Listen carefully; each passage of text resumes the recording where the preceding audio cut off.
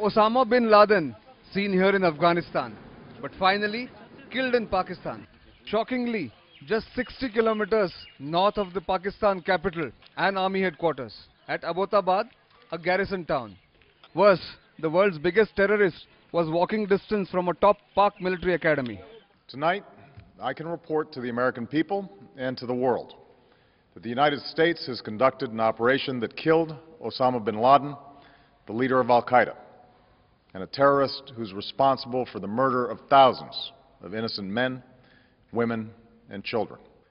America's most wanted terrorist was hiding in this house. It's described as a mansion, about 8 times bigger than neighboring houses, and surrounded by unusually high walls, up to 16 feet. 2 US helicopters flew in, dropped commandos, who went into the house. Although by daytime the compound was crawling with local troops, there was only a small American team which carried out the act. It was a surgical operation that lasted all of 40 minutes. A small team of Americans carried out the operation with extraordinary courage and capability. Elite US Navy SEALs and Special Forces went in. Osama and his aides fought back, but bin Laden was shot in the head. 4 others, including 2 of his sons, were also killed. There were no American casualties, although 1 US helicopter was damaged. The Pakistani security establishment claims it had no clue about the operation. An alert resident at Abbottabad noticed the unusual helicopter movement.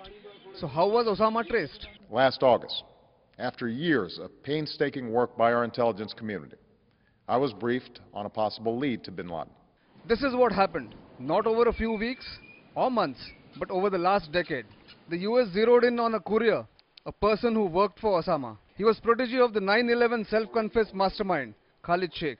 Guantanamo prisoners gave US agents the courier's pseudonym, and then they zeroed in on the Abbottabad house as recently as last August. So what gave Osama away? No internet or telephone connection, despite being a high-value property. The people inside burned their trash instead of disposing it like others. And of course, tight security and the high walls. With Osama's death, a decade-long pursuit of the world's most wanted terrorist has come to an end. It may, however, trigger another round of reprisal attacks by the Al-Qaeda in coming days. Nitin Gokhale for NDTV.